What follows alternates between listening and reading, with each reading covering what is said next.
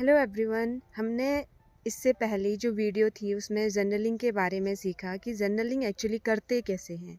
तो आज समझ लेते हैं कि जर्नलिंग के फ़ायदे क्या होते हैं। एक्चुअली क्या है ना, आज की डेट में हम सबको चाहिए कि कोई हमें सुने, हमें समझे। तो जर्नलिंग एक बेहतरीन टूल है। जब आप लिखना शुरू करते हो, आप चीज़ों के लिए कैसा फ़ील करते हो, आप क्या महसूस कर रहे हो, आप उसको लिखना शुरू करते हो और आप लिखने के बाद उसको पढ़ते हो, तो आपको शायद फिर ज़रूरत नहीं पड़ेगी कि आप किसी दूसरे इंसान से वैलिडेशन लो।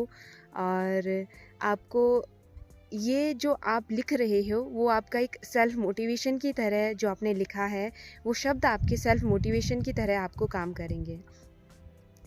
क्या होता है ना कि हम सब की लाइफ में जब कोई प्रॉब्लम आती है तो हम उसका समाधान ढूंढने के लिए इधर उधर भागते रहते हैं कि कोई ऐसा हो जो हमें करेक्ट रास्ता बताए या समाधान बताए। लेकिन बहुत बार समाधान हमारे ही भीतर छिपा होता है। हम प्रॉब्लम पे इतना फोकस करते हैं कि सॉल्यूशन का पता नहीं चलता, यानी सारा मैस क्रिएट कर देते हैं।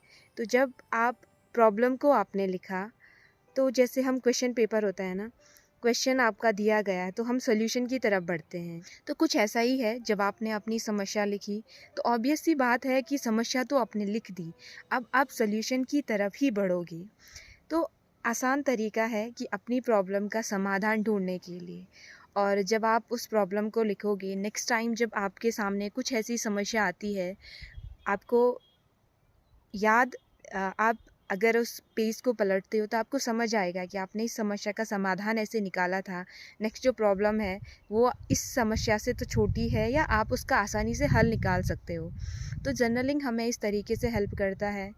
और जब हम अपने को खुद को बेहतर करना चाहते हैं, हर एक दिन हमें खुद को बेहतर करना होता है, तो आप एक टारगेट फिक्स करते हो और लिखते हो कि आपको इतने दिन में इसे अचीव करना है।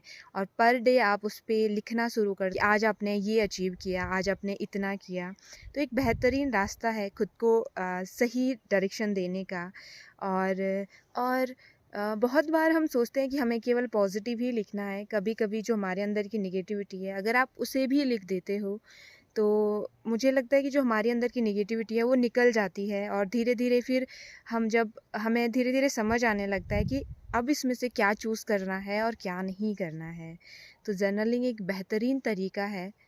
और टाइम आप अपने हिसाब से मैनेज कर सकते हैं। और जर्नलिंग एक्चुअली ना अलग अलग तरीके से की जाती है।